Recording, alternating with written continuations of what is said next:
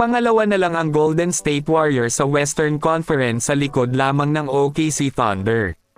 Dalawang sunod na pagkatalo ang nangyari sa Warriors at ang pinakamalala pa dito ay ang nasundutan lamang sila sa bandang huli ng laro na na-outscore, na malaki ang kanilang lamang pero natalo pa rin sa huli. Ngayon sa pangyayari na ito lubhang nababahala dito si Coach Steve Kerr na anya may dapat ayusin sa rotation at mas patibayin o ayusin ang late game execution nito.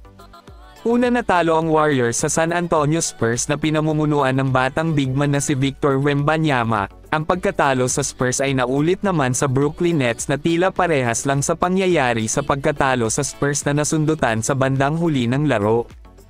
Kaya ito ngayon si Steve Kerr nagsalita na gagawin niya daw ang lahat na ayusin ang nakikita na mali, lalong-lalo na pagdating sa dulo ng laro. Ang Warriors ngayon ang sulido ang opensa na kadalasan na nagmula sa mga 3 points attempt nito, siguro isa sa nagpatalo sa kanila ang kakulangan sa depensa. May magandang simula ngayon ang Warriors, na pinaniniwalaan na magpapatuloy ito hanggang sa dulo sa pangunguna ni Stephen Curry. Habang si Andrew Wiggins naman para sa kanila ang tila bumabalik na ang lakas, sa mga nakaraang laro ng Warriors siya ang nanguna para sa opensa at mas pinatibay niya pa ang kanyang depensa. Habang desmayado ang Golden State Warriors para kay DeAnthony Melton na nagkaroon ng sprained left ACL injury.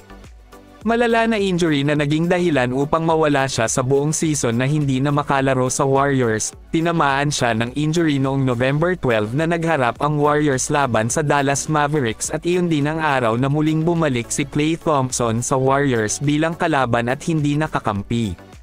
Matapos magmaneho patungo sa rim sa opensa bago mag-halftime, si Melton ay tila nadulas at nahulog ng husto sa court. At pagkatapos nun ilang araw ang lumipas ay inihayag ng Warriors na si Melton ay tinamaan ng sprained left ACL injury na nagdala sa kanya na makaligtaan ang buong season na ito. Inihayag ni Coach Steve Kerr ang kanyang pagkadismaya sa nangyayari kay Melton. Excited na sana si Steve Kerr para sa kanya na maglaro, na nilinaw ni Coach Steve Kerr na gagawin sana siya bilang starter sa tabi ni Steph Curry.